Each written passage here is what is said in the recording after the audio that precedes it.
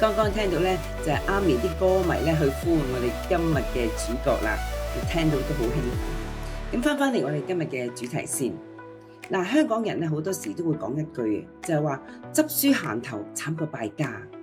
嗱，有冇試過？例如你見到身邊嘅朋友話呢個又升職啦，嗰個又話結婚啦，呢個又話買樓啦，嗰個又話創業啦，而你咧諗翻自己，好似乜都未做咁嘅。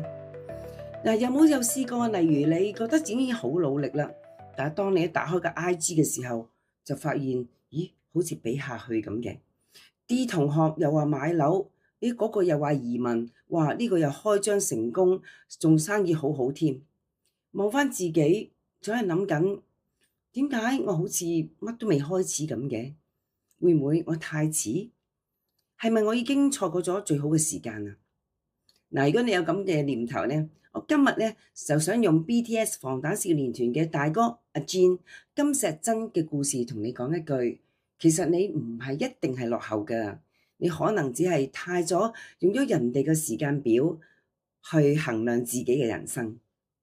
嗱，Jin 咧佢就喺 BTS 嘅隊裏邊咧係年紀最大嘅成員，但係亦都係由演藝基礎最少嘅位置開始追上嚟嘅。喺韓國一個鬥年輕、鬥快、鬥全能嘅 K-pop 世界裏邊，Jin 嘅故事真係好特別，因為佢一開始就已經落後咗啦。佢係一步一步用時間練習、幽默感同埋反脆弱嘅心態，慢慢建立咗喺隊防彈少年團嘅一個位置。今時今日一個非常紅嘅一隊團隊，韓國嘅 K-pop。嗱，今集我哋會用以下兩個嘅雙數嘅維度去拆解下佢嘅呢一個嘅過程。首先係逆境嘅思維，點樣喺比較同埋追趕嘅入邊，你唔好放棄自己。另外喺一個財商嘅 FQ 嘅思維裏邊，點樣明白真正嘅財富唔係一定係你即刻要賺到幾多錢，而係你有冇將自己變成一個長期都有價值嘅人。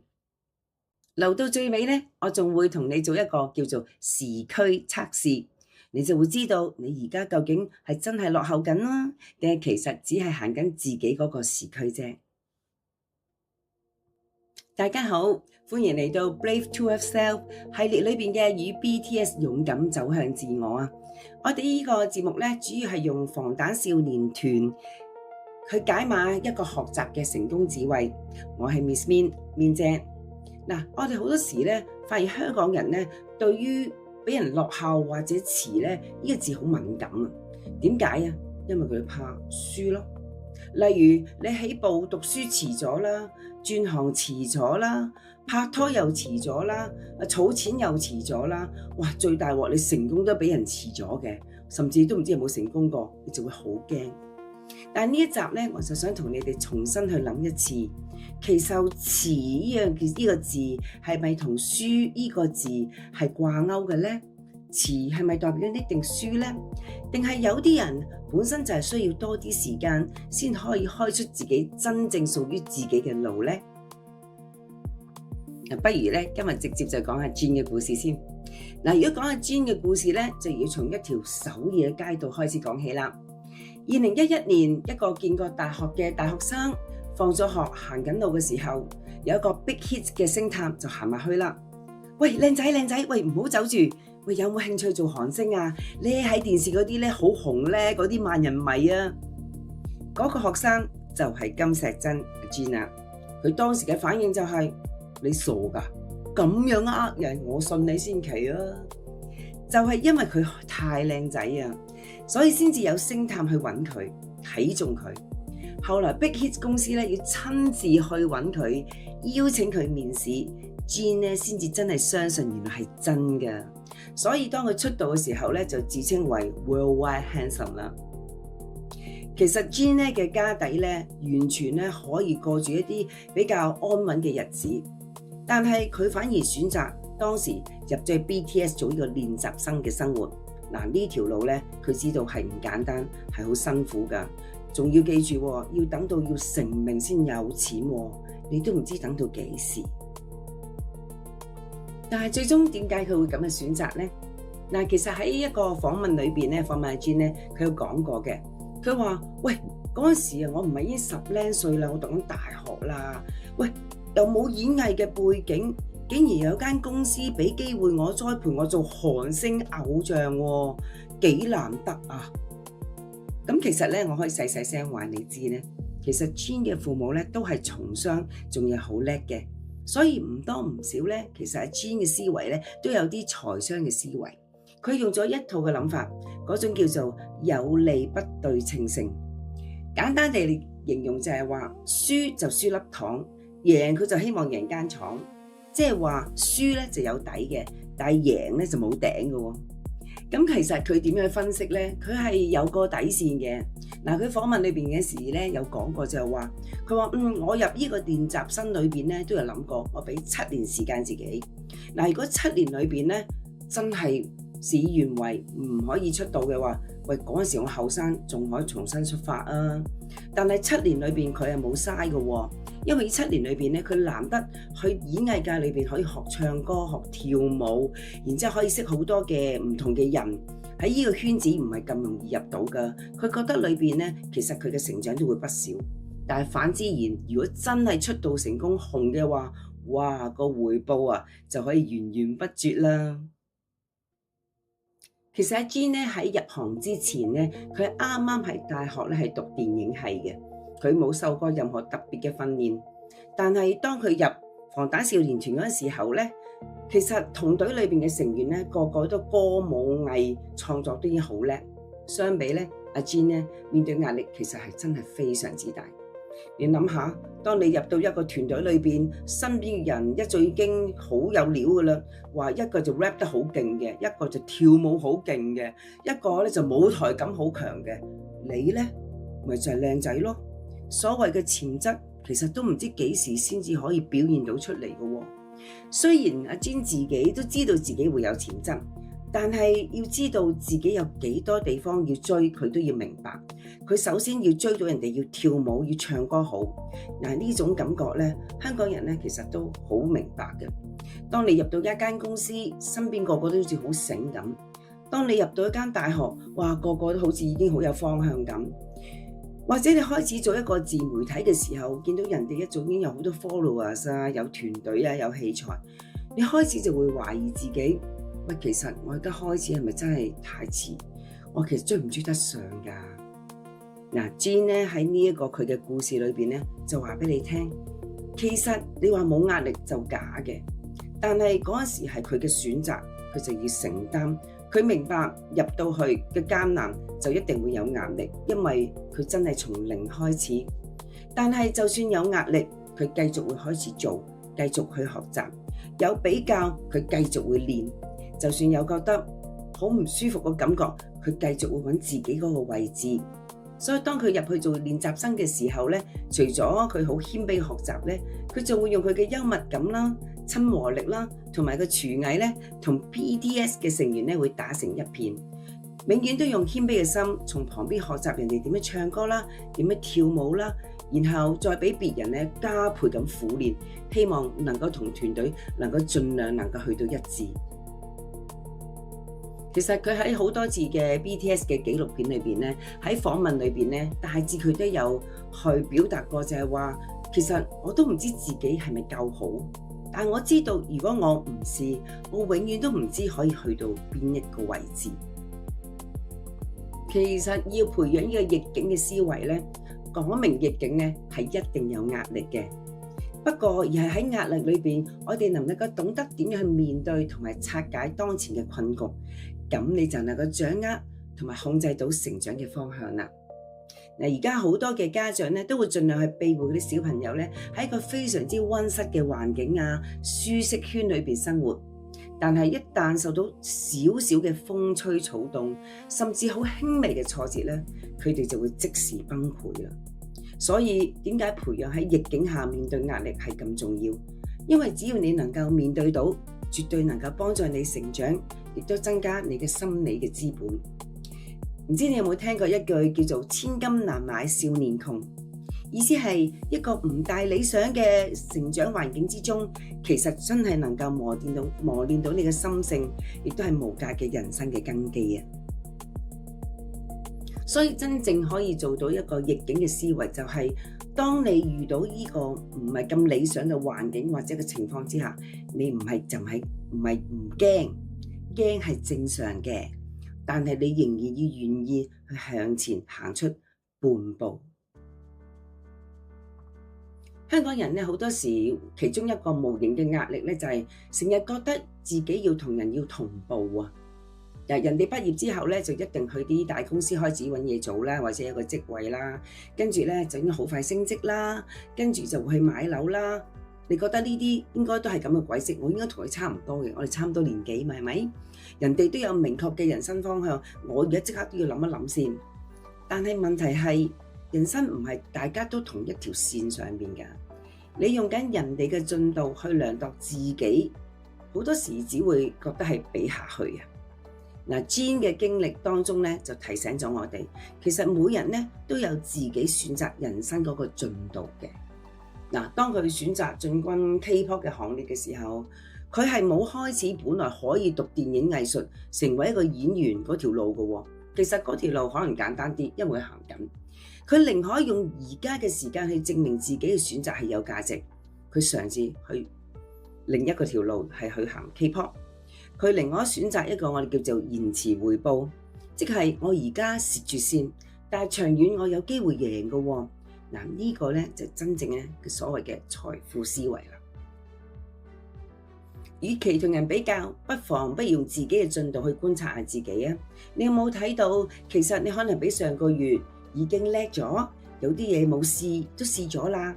又或者你有冇比上年話原來你完成嘅嘢多咗咯？又或者你有冇開始知道自己開始想要啲乜嘢，或者唔要啲乜嘢呢？嗱，呢啲全部都係成長嚟㗎。只不過咧，呢啲嘢咧講出嚟咧，唔係一格即刻會變到一個 title 啊，一份工啊，一張樓契啊，或者可以即刻 po 上 IG 咁就成就到。但係佢都有你嘅意思，就係你真係自己察覺到原來係有成長嘅。嗱，Jean 俾我哋嘅啟示就係話，唔好因為你而家未俾人睇見去否定你自己，亦都唔好因為你而家未追上，認為自己永遠都追唔上。有時喺逆境裏邊，我哋反而未必係日日大大聲話我要堅強，我要努力，反而可能你要深深去諗下，其實呢次我面對嘅嘢，我能唔能夠令到自己更加強大，會有所成長呢？而最重要嘅反而係千祈唔好就咁放棄。講咧好似好簡單係嘛？我都知啦，但係講真，好多人輸就係輸喺呢個位啦。佢哋太早放棄咗一個未成熟嘅自己啊！而另一方面，對年輕人嚟講咧，其實財商嘅第一步咧，唔係投資啲咩市場嗰啲股票啊、地產啊、crypto 啊嗰啲，而係投資自己。人生第一個真正要管理嘅資產，其實唔係錢，係自己。你嘅時間啦、專注力啦、心態啦、健康啦，甚至你處理壓力嗰種方法，其實呢啲全部都係你嘅資產。只不過香港人咧嘅社會咧，成日都會教我哋咧，一定一樣嘢要即刻變現，如果唔係咧就冇價值啦。例如學到嘢，你要即刻用得翻出嚟啦，即刻會見到個成果啦。做份工最好要盡快要可以升職啦。開個 channel 啊，盡快要可以爆紅啦。拍拖啊，要盡快有結果啦。但係 Jean 呢個故仔裏邊話俾我哋聽，其實真正長期有價值嘅人咧，好少能夠一晚就會爆紅。佢哋係會慢慢累積、慢慢修正、慢慢揾到自己嘅位置，而之後慢慢由我唔知夠唔夠人叻，變成我知自己原來可以提供價值。其實當阿 Jean 入去呢個練習生嘅時候，佢已經知道佢係需要好多時間去追。佢就係用一種叫做長線嘅思維啦。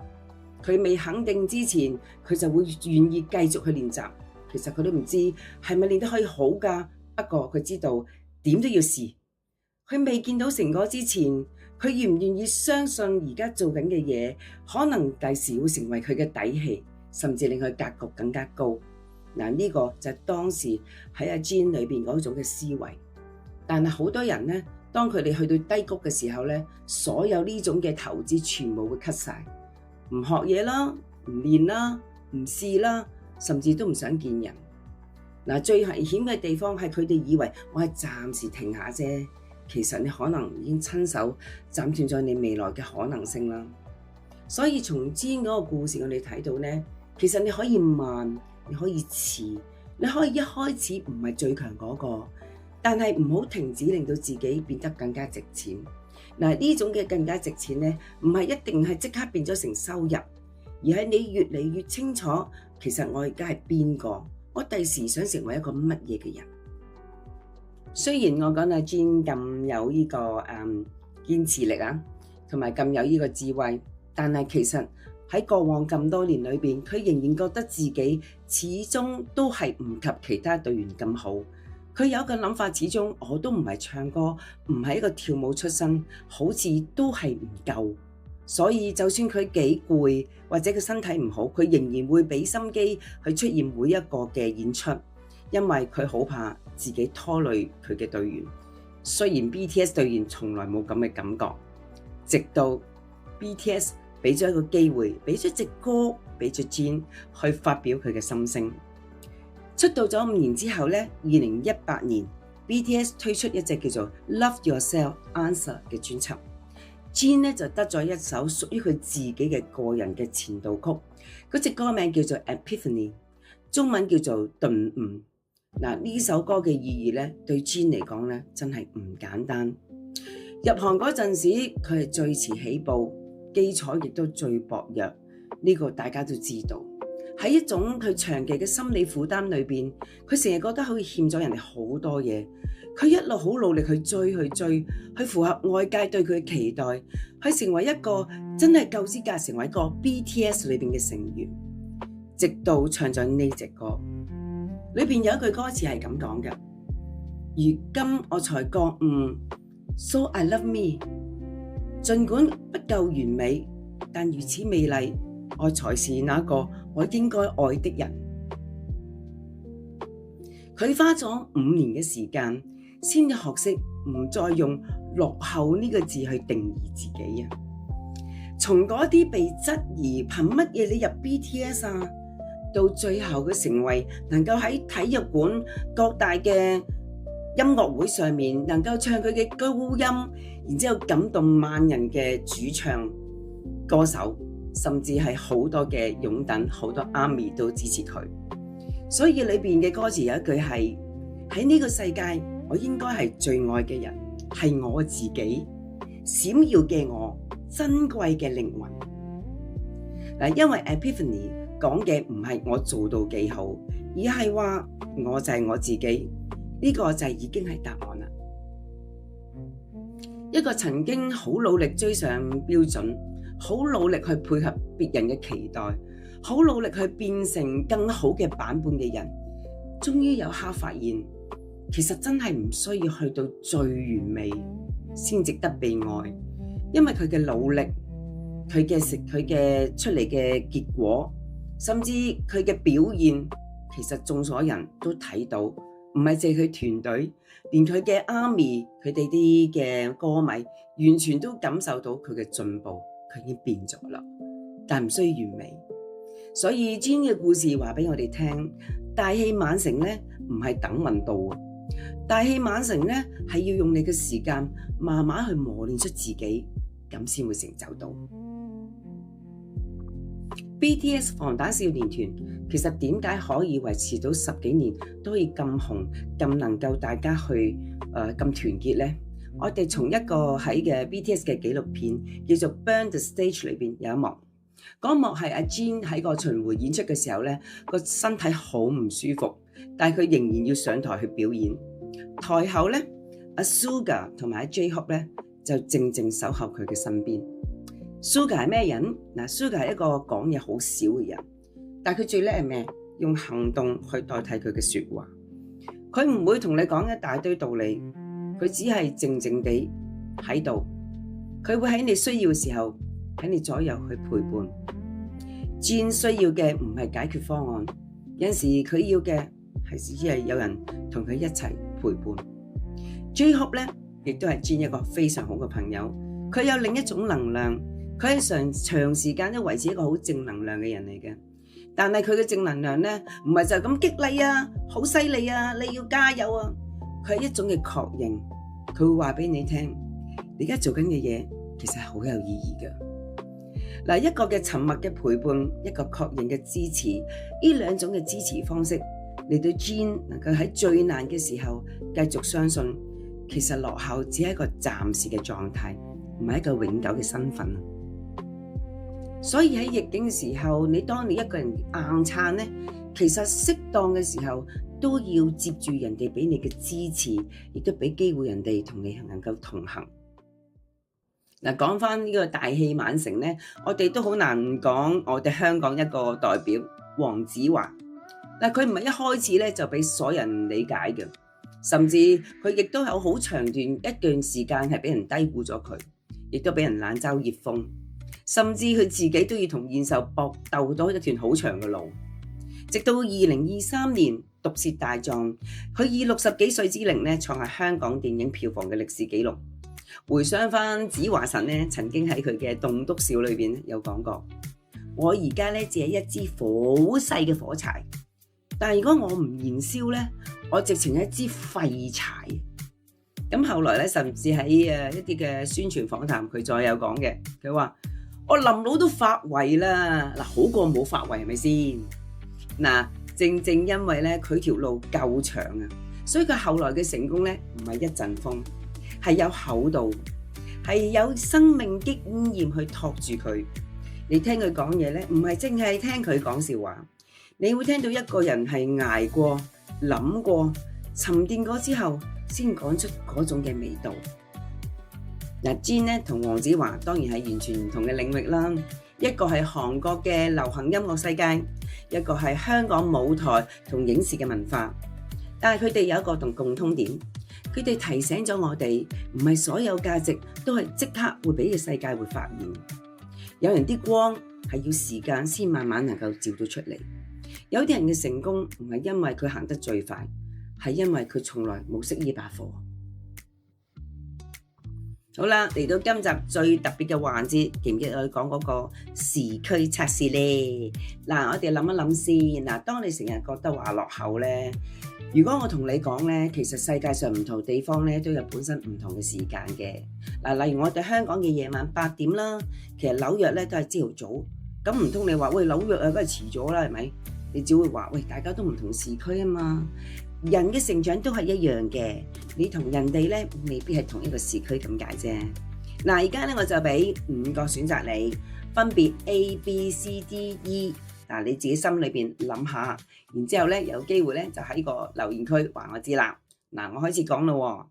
好，首先 A 時區凌晨啊，我仲未搞清楚自己想要乜嘢，我仲諗緊方向喎。B 朝頭早啦。我知道自己想做乜嘢啦，不過未起步啫。C 去到晏晝中午，我已經行緊㗎啦，不過速度就慢咗啲，因為行緊時我都好懷疑自己啊。去到 D 黃昏，我覺得好似行錯路喎，使唔使重新出發呢？去到 E 夜晚啦，我已經知道自己去到邊啦，我已經知道我目的地喺邊度。嗱，再唔會因為人哋去騷擾我，我會覺得焦慮㗎啦。嗱，無論你喺邊個時區咧，都係自己行緊嘅路上面。Jean 係由 B 嘅時區，由朝頭早開始諗緊自己知道做咩，去到 E， 即係話去到夜晚，終於知道個目的地啦。你知唔知中間用咗幾多年？至少講緊都係5年啦。嗱，問題唔係你喺邊個時區，問題最緊要係你有冇繼續行緊。嗱，邊個時區都好啦，希望你留言話俾我知，究竟你係 A 至 E 邊一個？記住啊，無論邊個時區咧，你都唔係落後，只不過你喺你自己嘅時區裏邊，仲喺度尋覓緊或者努力中啫。嗱，今集如果我用一句説話去總結阿 Jean 帶俾我哋關於喺逆商同埋呢個財商裏邊，我會咁講嘅。喺逆商裏邊，係你未被睇見之前，千祈唔好否定自己。如果喺財商裏邊就係你喺未被證明之前，仍然要願意去長期投資自己。而阿 Min 姐，我嘅金句就話：你唔係落後，你只係太早用咗人哋嘅時間表去批評自己嘅人生啫。記住啊，你唔需要完美咧，其實都有資格咧去愛自己㗎，亦都唔需要等到成功咧先覺得值得去栽培或者先至有價值嘅。下一集咧，我哋會講一個好特別嘅人，佢唔係最大聲嗰個，但係佢就絕對係幫呢7個人成隊 BTS 嘅人揾方向。佢曾經喺國際嘅舞台上面講出好多年輕人好需要聽嘅説話。而如果今集咧 Jean 教我哋，喂，唔好太早用比較去否定自己咧，下一集呢位成員就會教我哋，當世界咁多聲音嘅時候，你點樣守住自己嘅道德羅盤？如果你最近都諗緊，我到底要跟住人哋嘅期待去做人啦，定係揾翻自己相信嘅方向呢？咁下一集咧，你就一定要聽啦。嗱，如果今集有一句説話真係啱啱擊中你，聽得明或者聽得入心咧，記得 like、閱讀同埋去開住個鐘仔聽我哋下一集，亦都可以咧將呢集咧分俾一個成日話覺得自己好落後嘅朋友，喺留言區話俾我知究竟 A 至 E 嘅時佢去揀乜嘢啊？